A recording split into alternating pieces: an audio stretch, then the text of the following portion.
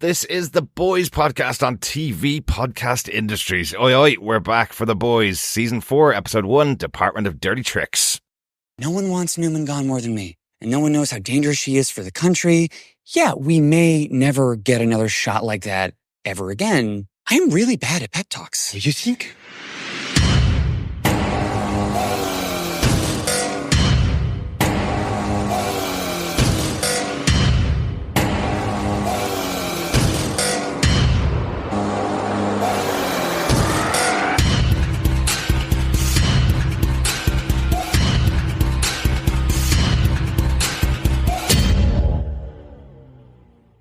Welcome back, fellow boys and girls, to The Boys Season 4 podcast from TV Podcast Industries. We're back talking about the first episode of Season 4, Department of Dirty Tricks. I'm one of your hosts, Derek. Hello there, fellow boys and girls. I am one of your other hosts, John. And bangers and mash, toddy and oi-ois around everyone. I am Chris. Bangers and mash. My favorite dinner, as John knows. It's pretty much what I'll get in every restaurant if it's available. I've paid like 20 quid for bangers and mash. Whereas I like a good pork pie and a pickled egg. Mm-hmm. A cold pork pie, weirdly, as well. Yum.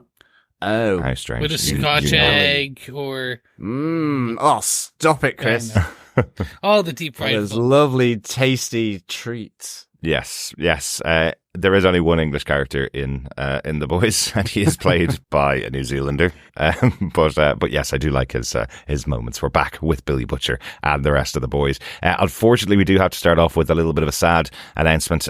We didn't get the time to announce this on any of our other boys podcasts in between our recording of Gen V, the boys spin-off, and the return of the boys. Sadly, Chance Padermo, who played the character of Andre in Gen V, tragically died in a motorbike accident back in March. A really sad loss for the family of the boys. He was a real central character in that first season and was a real standout for the show as well. Had a big arc throughout that first season. A really young actor and a really tragic way to go. We obviously want to share our thoughts to his family and the rest of the boys' family for their loss. Yeah, it's really sad, actually. Eric Kripke has already referred to the death of Chance Padermo, saying that he will not recast the character. The character will still play a very central role in season 2, but he will die in the show as well. So I suppose to reflect the memory that the team have for the character, but really sad news in between those two seasons. He seemed to be a real up and coming actor. I know he was in Sabrina, the remake on Netflix as well, a very central character on that show, and I felt like he was really making a breakout with his role in Gen V. Agreed. For me, it was very sad to hear that it had, again, personally, just because I had seen parts of Sabrina, but really he was such a standout in Gen V, and it's sad to say it's a shocking kind of departure.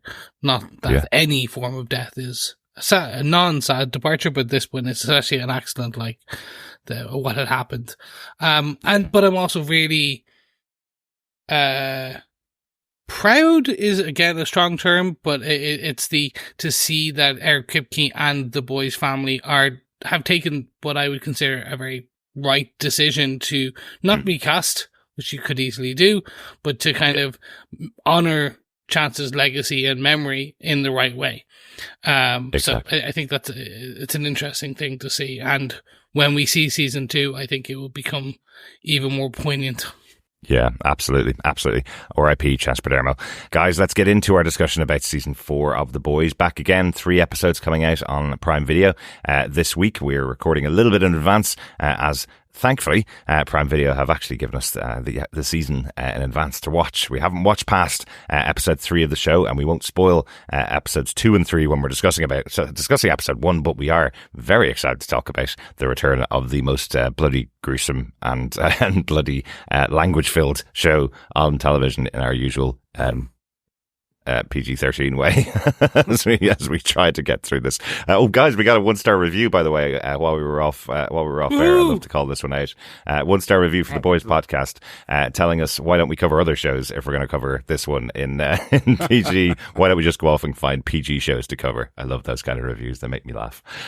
So yeah, we have a bit of fun with it. I hope you, as our wonderful fellow boys and girls, are going to enjoy our coverage of this season as much as you've enjoyed the last 3 seasons as well. Yeah, absolutely. Yeah. But before we get into our spoiler-filled discussion of these first 3 episodes, just a quick reminder to anyone popping on board for the first time of our boys coverage, that you can head on over to our website at tvpodcastindustries.com, where you can subscribe to any bloody or even more bloody podcast catcher of your choice. I do like the emerged pop on over and head on over to our website. So now we have another head popping moment for the boys, of course. And of course, you can subscribe there, rate us, and indeed leave a 1-star review if you wish. Please leave some 5-star ones. Yes, we exactly. prefer those. Please leave some 5-star.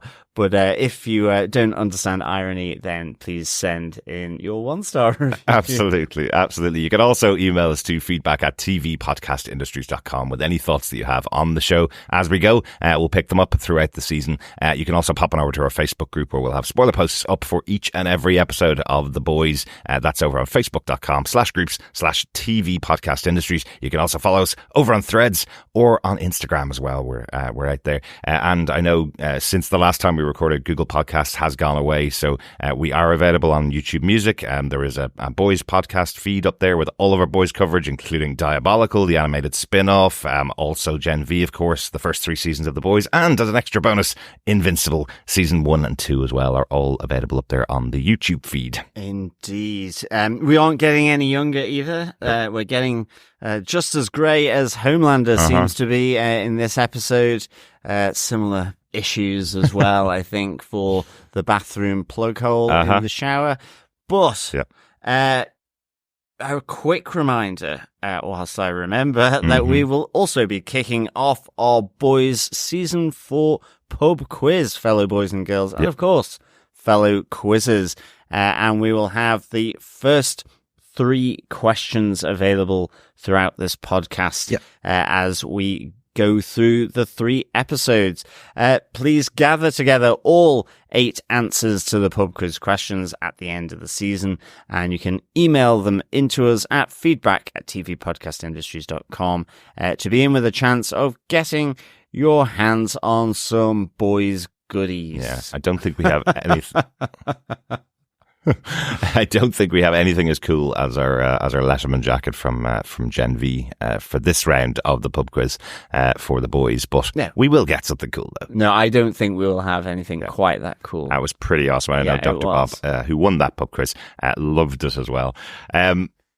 Brilliant stuff. Oh, we do. There's a bit of news that also came out during the week this week that we have to just say to everybody, because it will play into how we talk about the boys this season, and actually helps me enjoy some of the episodes we've seen with a bit of better clarity as well. Eric Kripke has confirmed season 5, which we knew had been renewed earlier on this year. Season 5 will be the final season of the boys, so they are working towards an ending. So that actually helps me a bit. There's a couple of moments in these episodes where you're kind of wondering, how can this show last forever if everybody's about to die in any second of the show? And now you can kind of go, oh, they're working towards a proper ending in season 5. So that's kind of exciting for me. 5 seasons is a long show, a long time for a show to run. This show's been fantastic, but I don't think it's going to be the end of the boys universe by any means, but this part of the boys show will end with season 5. It's effectively 2 seasons of Star Trek: The Next Generation. Yeah, the old days, yes. But they didn't spend this kind of budget or have this amount of blood on Star Trek: The Next Generation. They were in space. But anyway, let us get into our episode 1 coverage of The Boys Season 4, The Department of Dirty Tricks. Derek, what are some of the episode details? Well, we've mentioned him already. The showrunner for the show, of course, is Eric Kripke, who has been the showrunner for every one of these shows. Of course, came over from Supernatural as well, and now bringing over even more members of the cast of Supernatural with the addition of JDM himself, Jeffrey Dean Morgan, coming over from Supernatural and into this season of The Boys. So that's pretty cool. This was, of course, based on a comic book series written by Garth Ennis and art by Derek Robertson. The executive producers for the show, again, are Seth Rogen and Evan Goldberg, who were the producers on Invincible as well. This episode was written by David Reed. This is the third episode of The Boys, and he also wrote the finale for season 3. So going from the finale for season 3 into season 4, I wonder how quickly he was back in the writer's room to write the follow-up to his big ending from season 3. I'd say it was just, I would say he wrote it all together. And then just did a final cut. Split it here. Exactly. This episode was directed by Phil Sgriglia. This is his 5th episode of The Boys, and he also directed an episode of Gen V in season 1 as well. So his name all over the directing credits for these shows. It's one of the things I really love about The Boys. They do tend to keep on the writers and directors for all the shows, spreading them around across all of them, so it keeps that same feel of the universe. It really does. And you start to get that thematic theme the more and more that they share the writers, share the directors. Mm-hmm. Eric Kripke, from day one for his boys, including Diabolical, has a very particular, should we call it style of writing? Style. Yeah, absolutely. And it's not just a rated R style. It's a bit of everything. And you can see that with, say, Skybound. You can see that with like a lot of the Evan Goldberg stuff as well. Yeah, it brings a nice continuity to it, I think. Exactly. Feels all part of the same world.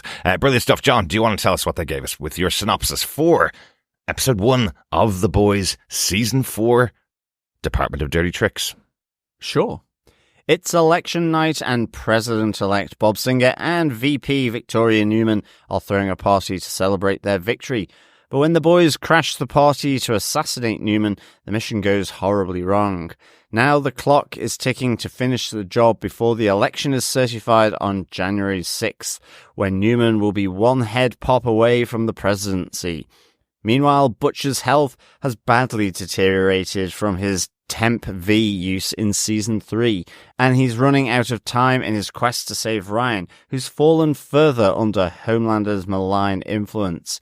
Annie, having officially left the Seven, is trying to distance herself from the role of Starlight and just be Annie January. But leaving the supersuit behind is proving harder than she thought.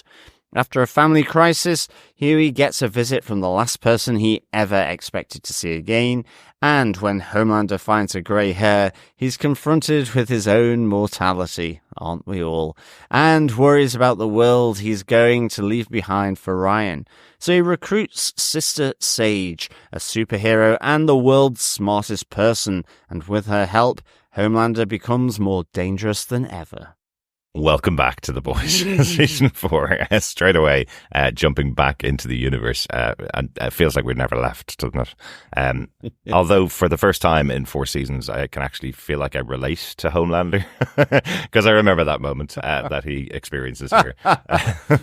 Yes, you keep yours in a jar as well. I do not. I don't need to be at 4 or 5 jars at this stage. But if you haven't... Logged many a shower with those, I think. Shower, bath as well. Oh, yeah. But if it's your first time joining us, or if you can't remember how we cover The Boys, just a reminder, the way that we cover The Boys for this podcast and TV podcast industry is that we choose our main boys moment, which is our protagonist moment for the episode, our main Seven moment, which is the antagonist moment for the episode, and then choose another outstanding moment from the episode to talk about. Hopefully that will give us as much coverage of all the things we want to talk about in the episode, and if it doesn't, we have our notes section to go through as well, in case there's any other notes as well that we want to talk about. Oh, there's loads of notes. There probably is. So let's get on to our boys moment. Oi. So where do you want to start? Chris, do you want to go first on this one? Sure. For me, it's the 6-month death of Butcher. They are leaning in hard that this man is essentially on his way out.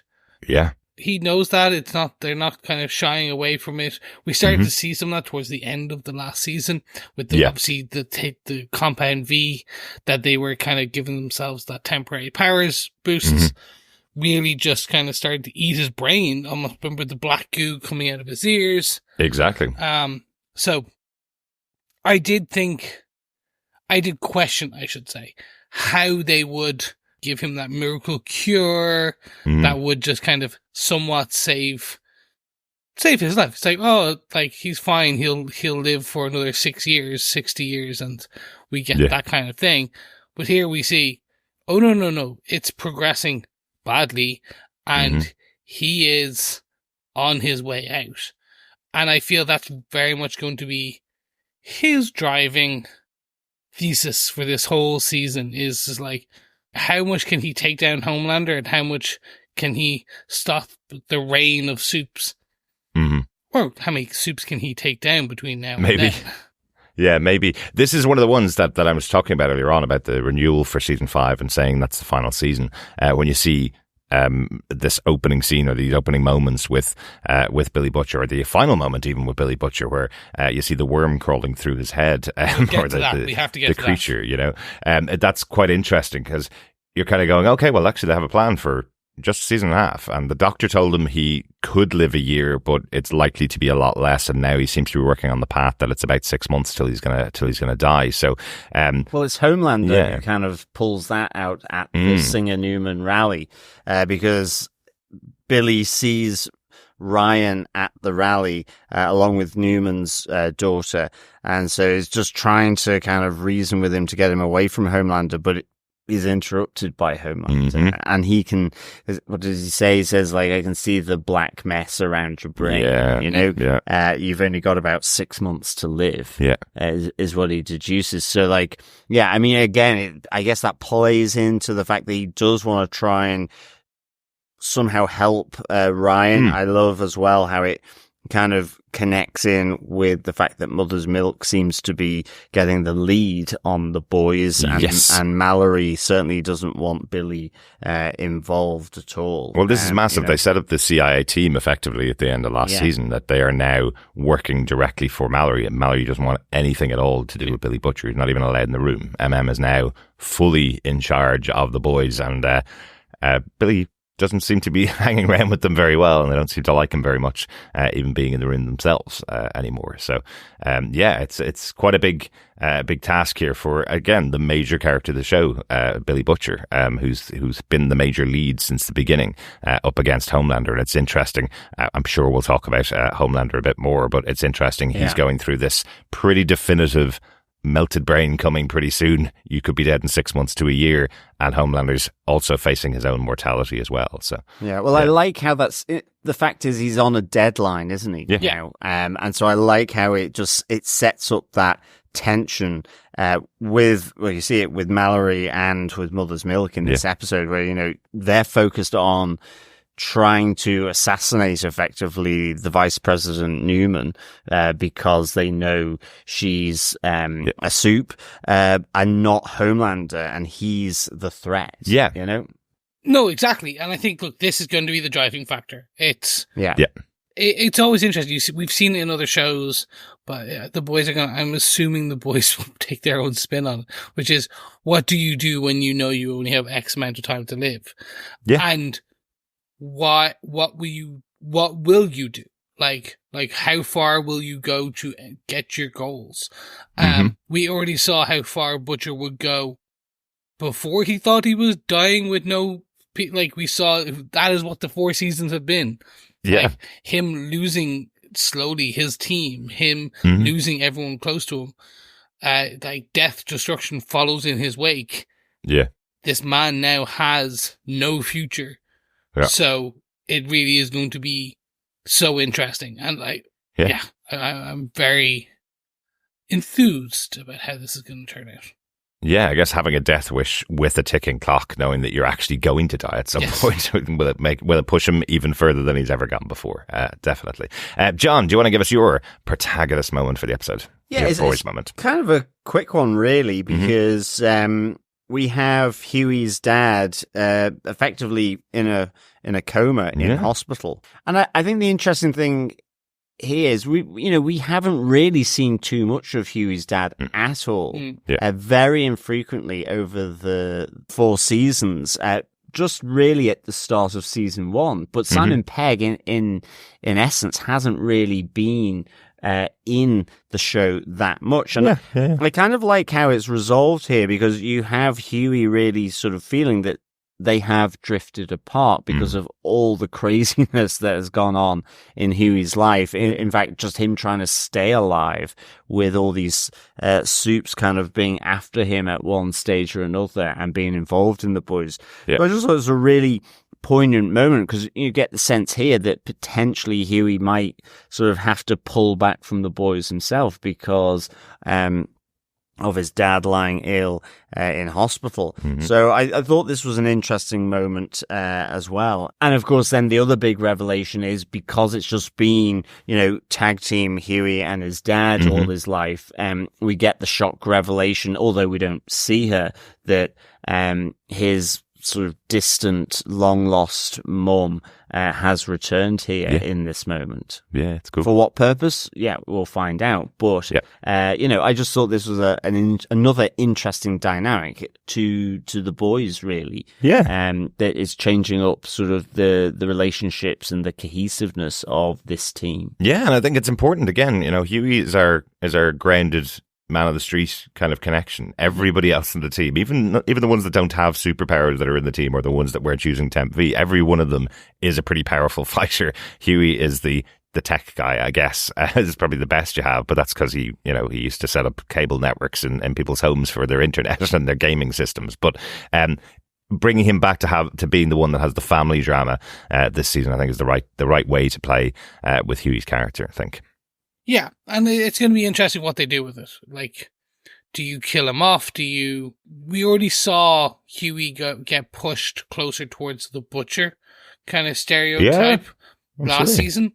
So, and they brought him back. So again, it's like kind of like, we've also seen how far they will push Hughie as a character in each of the other seasons. As soon as they immediately put us into this mother-father dynamic with Hughie, I was like, interesting. So this is going to be the foil for him in the background to everything else. Exactly. It's going to be cool. Yeah. And I know every podcast, I'm sure, of the show has mentioned it at one time or another that the character of Hughie was based on Simon Pegg, and we mentioned it on the first couple of seasons as well. But it is continually cool that they keep bringing back Simon Pegg to play the role that was drawn on his image in the comic books. I think that's kind of cool. But did they use a dummy of Simon Pegg to sit in the bed for those few couple of days that was filming, or did they bring in Simon Pegg to actually sit in the bed? Surely they've created a model of every one of the actors that are in this show. So is it 3D printed Pegg, is my question. I think some of them is Pegg, some of them is a faux Pegg, if you will. Yeah. Especially with his Mission Impossible schedule. Yes. I think it might have been difficult. Because there are one or two shots you're like, you're putting that particular person very out of focus for no particular reason. Would you fly him out here to lie him in a bed for a few weeks without any lines? They probably would with Bezos money. Like, right. When you have Bezos money, you could probably compete with Tom Cruise money. That's it. A few pickups of just him still in the bed, and then they can sort of CG it in some way. Something like that. Good stuff. I've also chosen a Hughie moment from the episode, but it kind of leads into one of the bigger sections of the episode, really. It's Hughie and Victoria. It's kind of going back to that relationship that they had last season. At the start of last season, Hughie was working for Victoria, and then discovered about her powers. But I really liked that moment when they confront each other outside the van after the boys have been trying to infiltrate her room to kill her, and Hughie confronts her about, why didn't you tell me? Why did I have to find out the way I found out? And Victoria's telling him, I actually was going to tell you. I thought you were a real friend of mine who would have understand me more than a person whose girlfriend is a soup, But But what I loved about the scene was I wasn't ready for the twist of it, that Hughie was just drawing her in close to use the weapon that Frenchie had created to try and kill her. I was really surprised at that. I just wasn't expecting when you just hear the kind of top pop in the background and he throws it in her face, and it doesn't do anything like what he thought was going to happen. It just melts her suit slightly. Billy Butcher comes out of the darkness and shoots her in the head, and that ends off almost killing Hughie with the bullet bouncing around the van, you know. Just think it's really interesting that they pulled the rug out from under me with Hughie there. That's why I enjoyed the scene. I thought it was really interesting seeing their dynamic again. I enjoy Newman, like having her in the show. We saw her in Gen V, which was fantastic as well. Spoiler for Gen V. If you haven't watched it, go watch it. Go watch Gen V. It's 100% worth it, and ties heavily into this season. Exactly. Yeah, there's lots of references, even in this first episode, to Gen V. Yes. So I think you have to watch it. Yeah. Yeah, I thought Newman took sort of Hughie's subterfuge there, as well as Billy Butcher's sort of attempted assassination, and just, I guess, generally the high treason activity of the boys here quite well, really. Yeah. I thought she was fairly sort of understanding. Just after sort of season 3, I was expecting the eyes to go sort of white, and I thought half expecting the head to explode. Of course, she didn't. And I think the whole bullet bounce from the head seems like a power up on the skill set there for Newman. So, you know, a little development of her superpowers. Yeah, I think we even hear Mother's Milk refer to the fact that we may have to think that she is invincible, that we cannot kill her. There's a possibility here. And yeah, they've kind of done a couple of quite serious close up attempts at killing her here just in this opening couple of scenes, and they haven't been able to do it. So and it is interesting as well that this attack on Newman is a top priority from the orders of her running mate as well, President Singer. So I thought that was really funny, and I like that. I like how he goes, she'll be one step away from the heart of the presidency, and that's my heartbeat. Yeah. Like, that's the thing that's going to go. Exactly. You know? Exactly. So, yeah, I like that. Poor Bob Singer. Yeah. Ruthless. I'm interested to see where that goes in terms of the attempts on Vic, because that's what the boys were. If you think back all the way to season 1, the whole thing about Frenchie was he figured out how to get rid of Translucent. Yeah. Through the grenade in a very dark place. And we see in this episode that he starts to kind of doubt himself, like he thought acid was the trick. So it's going to be interesting to see now more how they move forward and how they try and get rid of Vic. Because she is going to be potentially the next VP. Yeah, and again, potentially president pretty soon after the heartbeat stops for Robert Singer. Yeah, absolutely. Yeah. Good stuff. We move on from our protagonist moments. Let's get on to our 7, the antagonist moments for the episode. You're not the real heroes. I'm the real hero. Who wants to kick off with this one? John, do you want to take this one? Yeah, I'll go with I'm your number 1 fan. So Todd gets a good batting, literally from Noir, Black Noir, and the Deep, with A-Train reluctantly sort of not actually caving in the head of Todd or the other members of Team Homelander. So I thought this was really interesting because it was, and I've picked this one because it's actually the setup from Sister Sage here. It's, you know, we're introduced to Sister Sage here where Homelander has gone to her. You know, he's got this existential crisis of collecting his white pubes, you know, and he's to his mind surrounded by sycophants and imbeciles. You know, have the lovely moment. Well, I mean, I just thought they were going to do it. I really thought that when he tells the Deep to blow A-Train, I mean, given what we've seen, I was like, okay, this is definitely happening. This is definitely happening, and it didn't.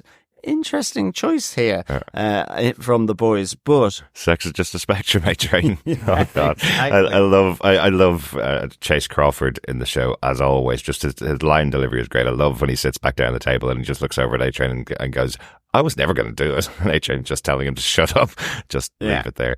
Yeah. But it, like to sort of move beyond these sycophants, you know, he feels he's carrying the whole of Vought Industries on his shoulder. Yeah. You are Homelander. You're totally right. Yeah, says exactly. Ashby in the background. It's like, oh my God, you can see his veins popping in his head. It's just so funny, the frustration from him. So he, you know, he heads to Sister Sage for advice, and you know, this is where she tells it how it is, but.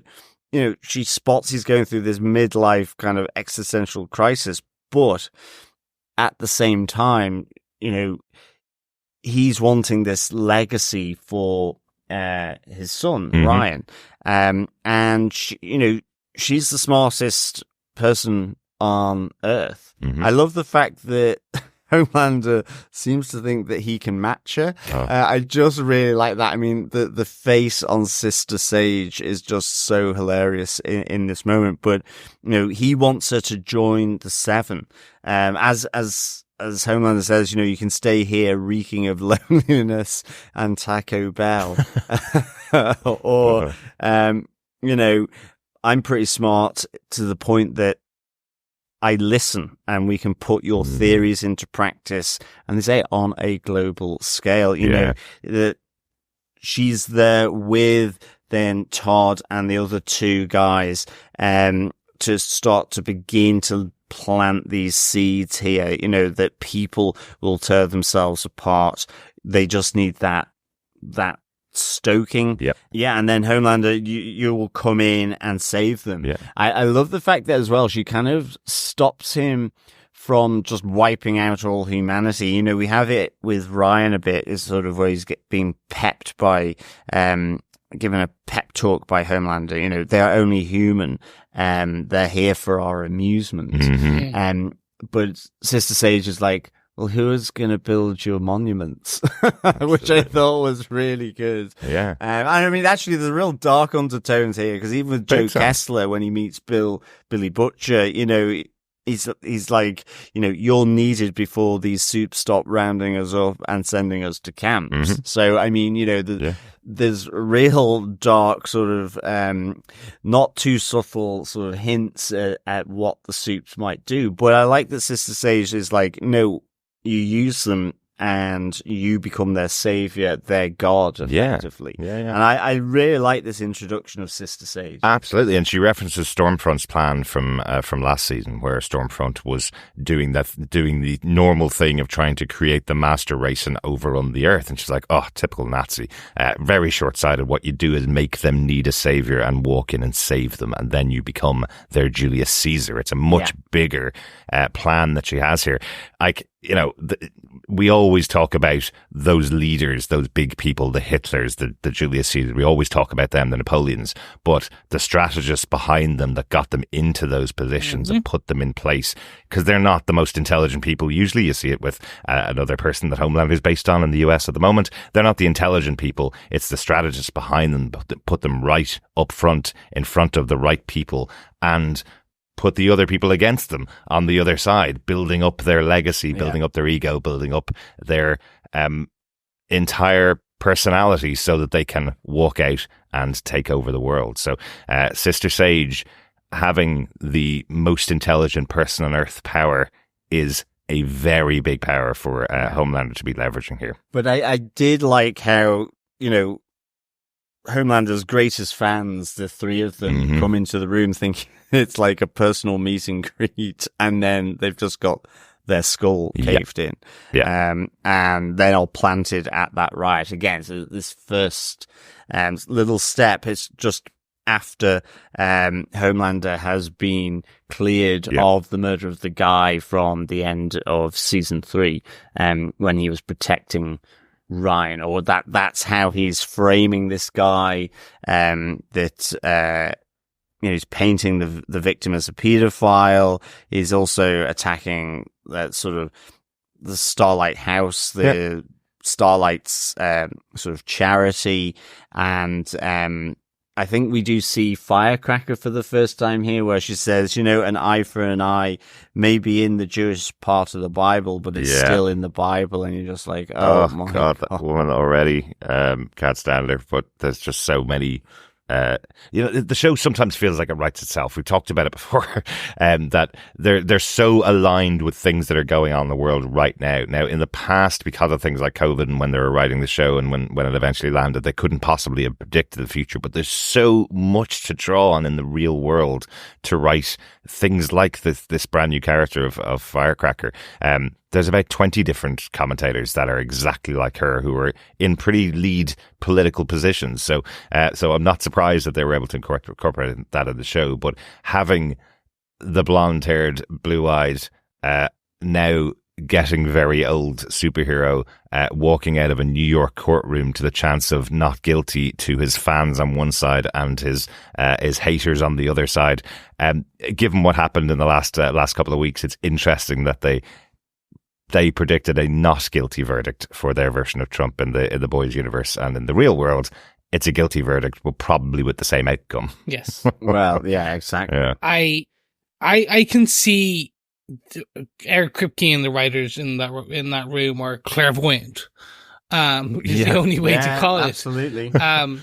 We joked last season, and I think even this season will be more.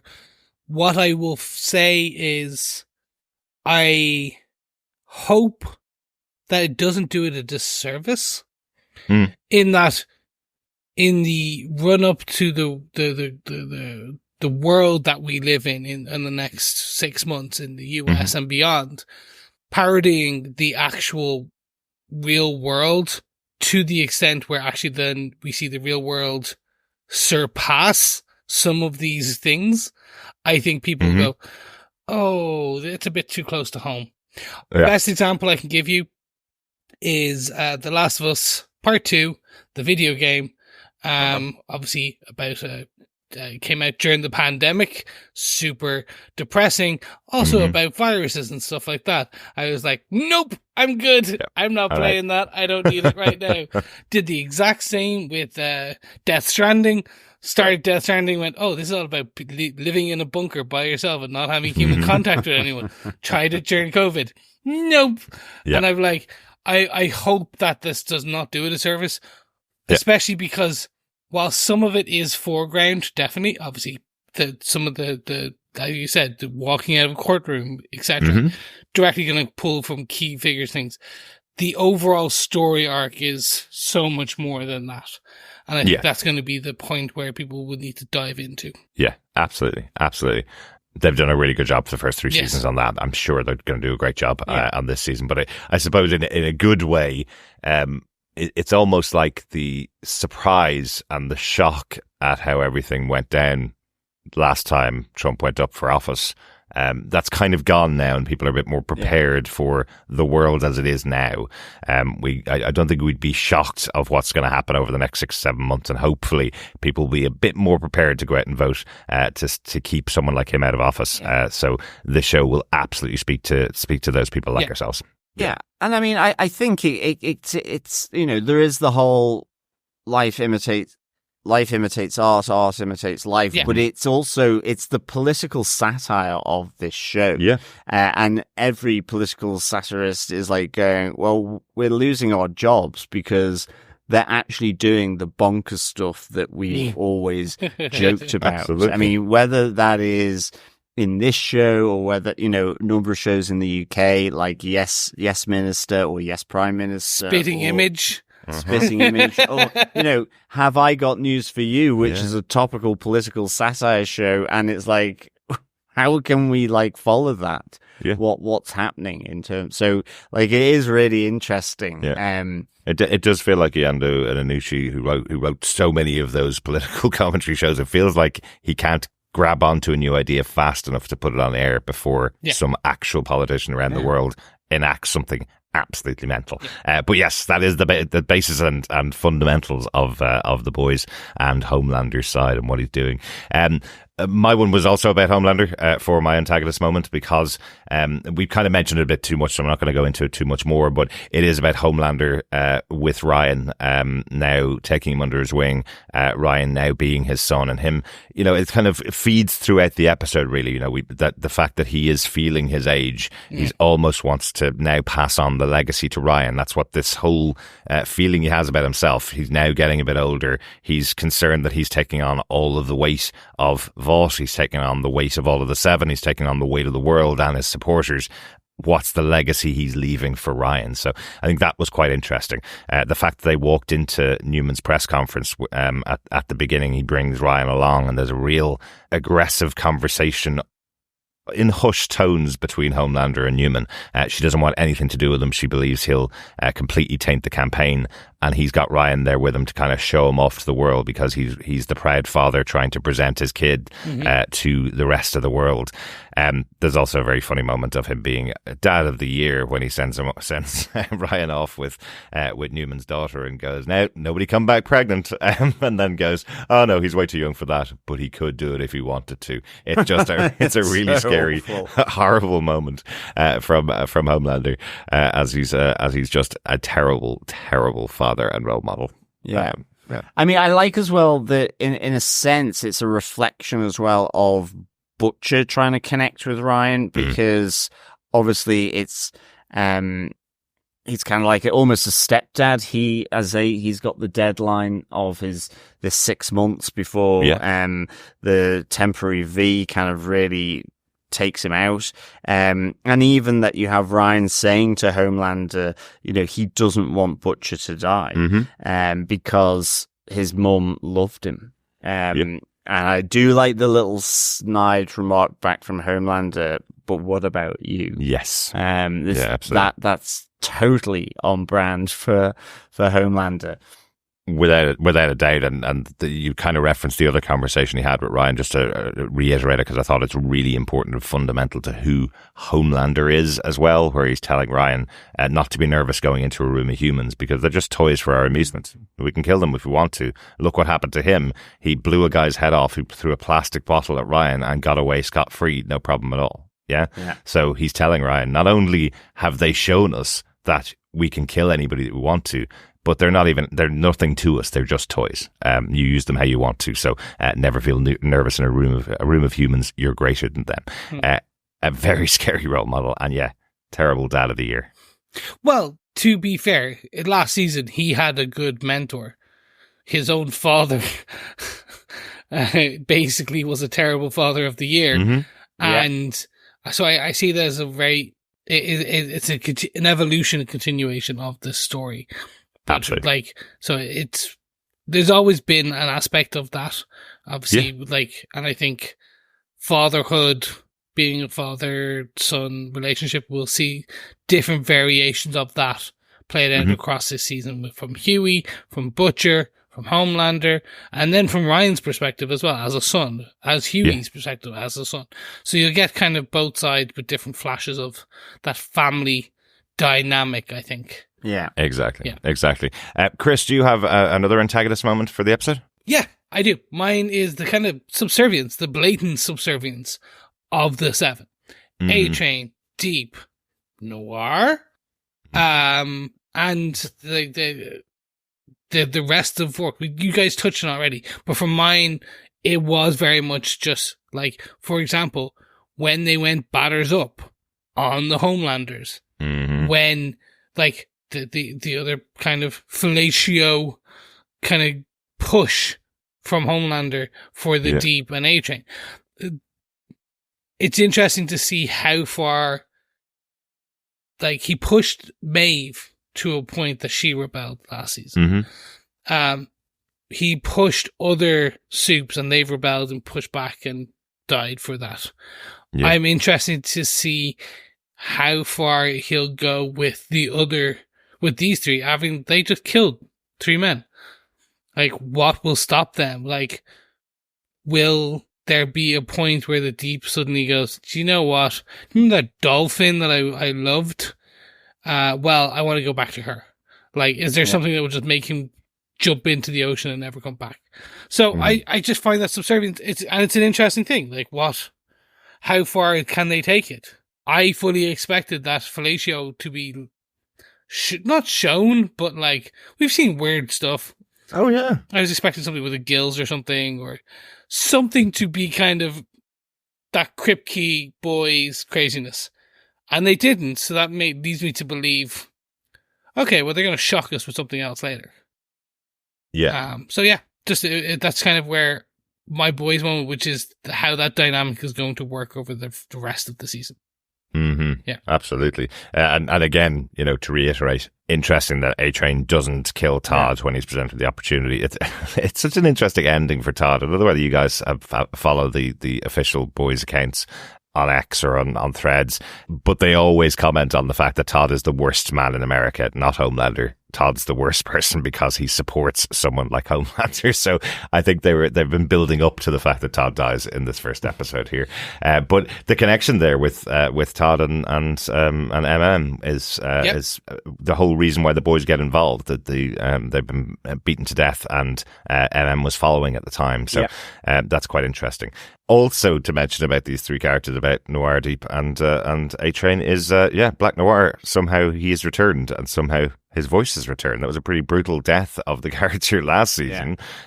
So definitely wasn't expecting him back. As soon as we started seeing posters for this season or trailers for this season, we started seeing Black Noir in there. Everybody was going, hang on a second, somehow Black Noir has returned. So interesting. Yeah, and I'm going to be. It's going to be fun to figure out what they do there. Saying that, I know they're going to drop in episode 2 straight away. It'll be fine. Yeah, we have seen episode 2, so we can say that. Yes, they drop it straight away. All good. Anything else on the antagonist for the episode, guys? Nope, I think that's it. But I do want to get into my outstanding moments. Thank you. You have 5 minutes to make your opening statement. Excellent. Chris, you take away our other outstanding moment. Ambrosia. Devon knows how they make it so creamy. The Deep might know. Yeah, the Deep might know. Or indeed Ambrosius. Yeah. For me, this is hilarious. Just hearing this backstory about, like, we hear about, you got rid of the octopus, right? And he's like, yes. And then you hear a voice in the darkness as the Deep enters his room. And you're like, wait, no. And you then see the octopus who he is madly in love with. Mm-hmm. Ambrosia, back in the back of his closet in the dark. For me, it was just fantastic. It's just such a fun, continued piece of boys-esque comedy, if you want to call it like that. Like, since the threesome that they've had. I know how she's grown. Yes. It's just fun. It's silly fun. Absolutely. Yeah. Absolutely. Keeping that line for the Deep. But I suppose, very interestingly, the voice was pretty recognizable of Ambrosius as well. Mm-hmm. Tilda Swinton. I know. Who played the Ancient One in Doctor Strange and has made many movies, and also Oscar-nominated actress, is now playing Ambrosius, the octopus lover of the Deep. Fantastic. I kind of love Tilda Swinton. I feel like she got the script and laughed so hard and then said, I'm definitely doing this. Definitely. If you can fit me in, she's great. I'm definitely doing it. She's great. She's really good. No, 100%. But there you go. That's my quick, easy one. It would be fun to see what else they do with the octopus, I suppose. Absolutely. John, how about yourself? What's your other outstanding moment for the episode? Well, the one I had was about Homelander collecting his grey pubes, but we have touched on that quite a lot. Yes. So did he. Hey! So actually, it was just the little touch point there with the virus at Godolkin from Gen V. That Billy Butcher, who's looking to do a deal with Newman, brings up in that conversation. But at this moment, the stage of that development at Godolkin of this virus, he's convinced that it's not going to be strong enough to kill Homelander. But as it stands, exactly. So this deal is to really just make sure that Newman is happy to get rid of Homelander. He's trying to follow through on the conversations he's had with Joe Kessler, and the whole notion that that he's tried to say to Mother's Milk and to Mallory that it is Homelander that is the threat, not Victoria Newman. Yeah. So I like that. But she's only going to do it if the Red River files are destroyed, that show that she is a soup from, again, that's from last season. Exactly.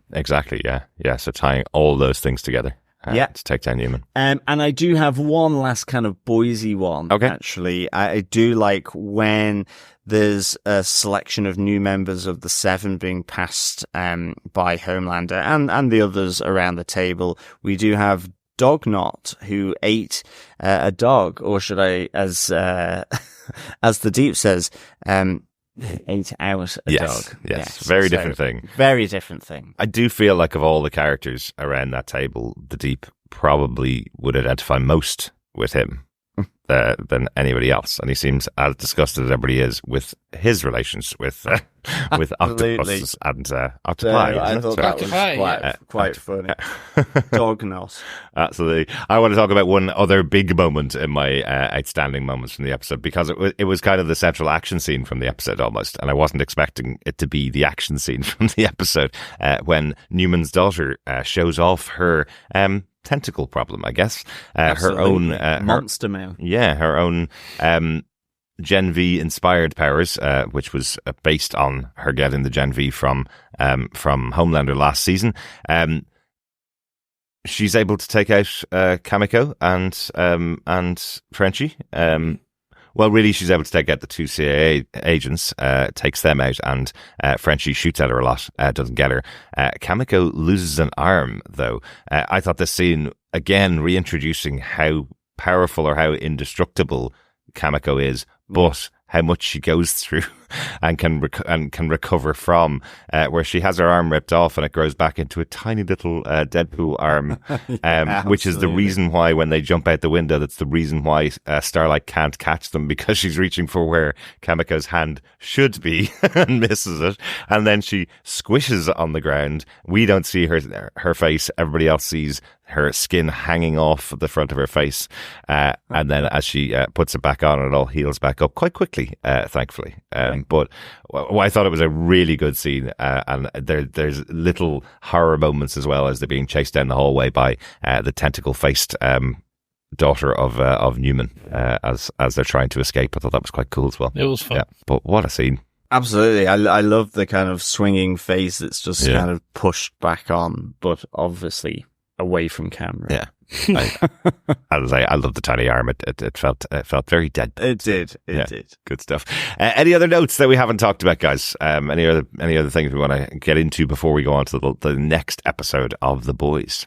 The only brief one from me is just that we do see Butcher here having visions of Becca. That's right. And Ryan's mother, and so on. We hear him talking to himself a few times throughout the episode, which we've seen in the past. We've seen him talk to his brother, who's been dead for many years, and throughout this episode we hear him talking a bunch of time to himself, and then it turns out at the end it's Becca.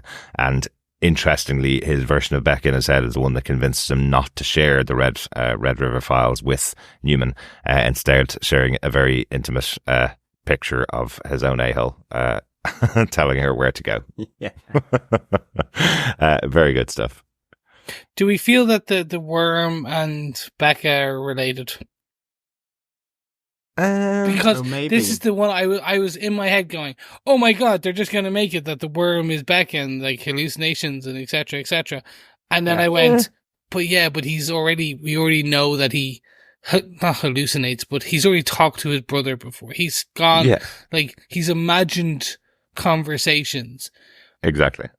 But now he's got a bit more brain damage. Is that just going to be it? Or I just think it'll be, I just wonder, will they go down that kind of route? Yeah. Kind of like the worm talks back. The worm is Becca. I don't know whether they go that far. I took it as a sign of how much his brain is starting to collapse and eat itself from the inside. Basically, we don't know what the Gen V or the Temp V actually did to him But we did hear from Homelander the black mass that's sitting there above his brain, killing him. So yeah, interesting, isn't it? But the worm, is it friend or foe? I wonder, because I was partly thinking. I feel like your guys are saying that at some point Billy Butcher's going to be sitting at a table with a massive worm sitting beside him, having a full blown conversation. Could do. It's possible. It's possible. Anything, I just wondered whether they were related to the worms coming out of Newman's daughter's mouth. All caused by Compound V and Temp V, I guess. So there's some connection there, maybe. Yeah. Maybe. The only other note as well from me is Frenchie seems to have a crush on Colin, one of the guys working for Starlight at her charity. Absolutely. Saves Colin, and they have a little smooch as well. They do. Yeah. And Kamiko seems to be happy enough, with Frenchie pursuing Colin. Absolutely. He says this thing between us it isn't going to go anywhere, so go find some love somewhere else. Absolutely. John, how would you rate the first episode? I'd give it 4 grey pubes out of 5. Very good. Very good. I think we need to go for a pint and maybe a pub quiz question.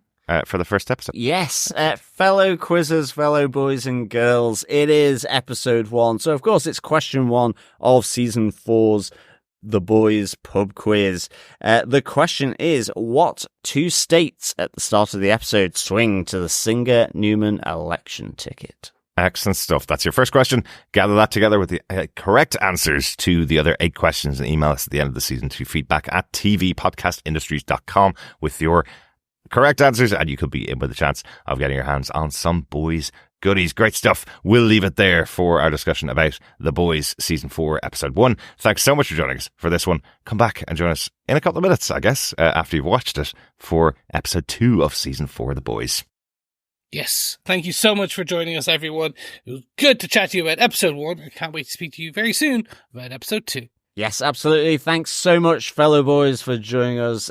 Great stuff. Remember, in the meantime, and until we come back with episode 2, keep watching, keep listening, and of course, keep collecting those pubes.